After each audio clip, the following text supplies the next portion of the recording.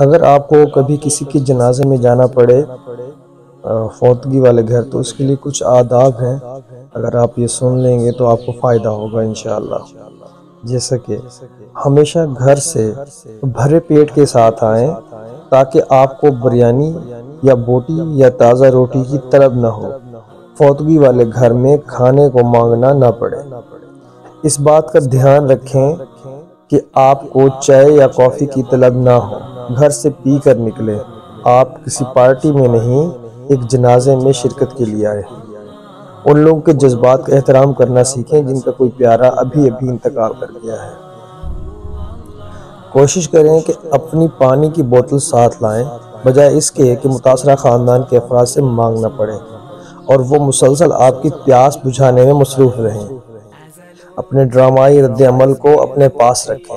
اپنے سینے کو پیٹنے، بین کرنے، اونچی آواز میں رونے یا صرف یہ ثابت کرنے کے لیے کہ آپ سب سے زیادہ متاثر ہوئے ہیں، اپنے آپ کو رونے پر مجبور نہ کریں۔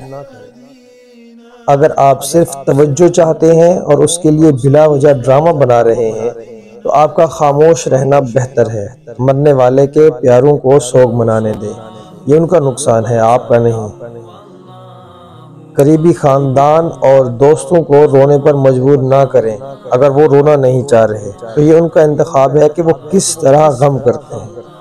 انہیں دکھ ظاہر کرنے پر اپنے طریقے پر مجبور نہ کریں۔ ہر کوئی مختلف طریقے سے سوگ مناتا ہے۔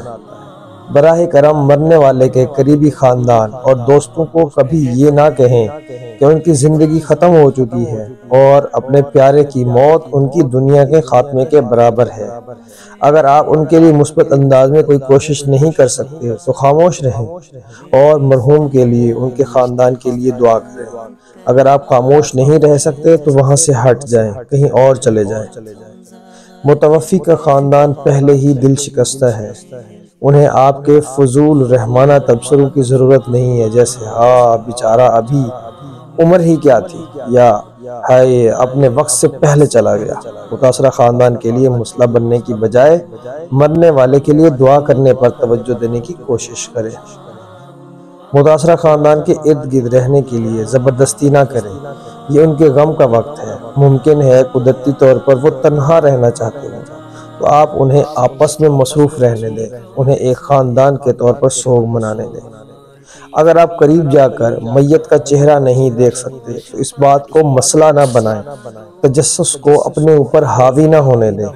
اگر آپ بہت قریبی خاندان میں سے نہیں ہیں تو آپ کو ویسے بھی آخری دفعہ دیکھنے کی ضرورت نہیں ہے۔ اپنی خواہش کے لیے قریبی رشتہ داروں کو میت کے قریب سے ہٹنے پر مجبور نہ کریں۔ اگر آپ بیماری اور موت کی صحیح تفصیلات نہیں جانتے تو بھی کوئی بات نہیں ہے۔ اگر آپ کو کیا ہوا اور کیسے ہوا کہ لمحہ بلمحہ تفصیل کا علم نہیں ہے تو کوئی حرج نہیں ہے۔ نہ جاننے سے بھی کوئی فرق نہیں پڑتا۔ اس طرح کے سوالات سے خاندان کو پریشان نہ کرنے کی کوشش کریں۔ جنازے والے گھر میں خاموش رہنا بہتر ہے۔ گپ شپ کرنا، زور سے ہنسنا، لطیفہ بازی سے پرہیز کرنا جنازے کے احترام کے زمرے میں آتا ہے۔ مت بھولیے کہ یہ جنازہ ہے، کسی قسم کا جشن نہیں۔ میت کی یا سوگ میں مطلع خاندان کی تصاویر نہ لیں، یہ جنازہ ہے نہ کہ کوئی پارٹی۔ کسی بھی قسم کی تصاویر لینے سے گریز کریں، یہ ایسا موقع نہیں ہے جس کی تصاویر آپ کو اپنے انسٹاگرام وغیرہ پر پوسٹ کرنی چاہیے۔ میت کے عزیزوں کو رونے سے اس لیے منع نہ کریں، جانے والی روح کو تکلیف ہوتی ہے۔ کسی شخص کو غم کا احساس کرنے سے روک دینا غیر فطری ہے، یہاں تک کہ دین اسلام آپ کو کہتا ہے کہ 3 دن تک غم کریں۔ رونا، غم کرنا انسانی فطرت میں ہے۔ جنازے کے لیے مناسب لباس پہنیں، اوور ہونے کی بجائے نارمل رہنے کی کوشش کریں۔ چمکتے دمکتے کپڑے پہن کر جانے سے پرہیز کریں، یہ کوئی فیشن ایونٹ نہیں ہے۔ اس ویڈیو کا بنیادی نقطہ یہ ہے کہ جب کسی کے قریبی خاندان کا رکن یا پھر دوست فوت ہو جائے تو ہمدردی کا اظہار کرنے کی کوشش کریں۔ انہوں نے ابھی کسی کو ہمیشہ کے لیے کھو دیا ہے جس نے کبھی واپس نہیں آنا۔ اس سب سے گزرنا ایک انتہائی مشکل مرحلہ ہے۔ اگر آپ فوتگی والے گھر میں جانا اور تعزیت کرنا چاہتے ہیں تو ایسا ضرور کریں، لیکن اپنی سہولت کی بجائے متاثرہ افراد کی سہولت کو مد نظر رکھیں۔ نیز اگر آپ سچ مچ دل سے محبت اور احساس کر رہے ہیں تو ہی فوتگی والے گھر میں جائیں، ورنہ کسی کو بھی آپ کی بناوٹی ہمدردی کی ضرورت نہیں ہے۔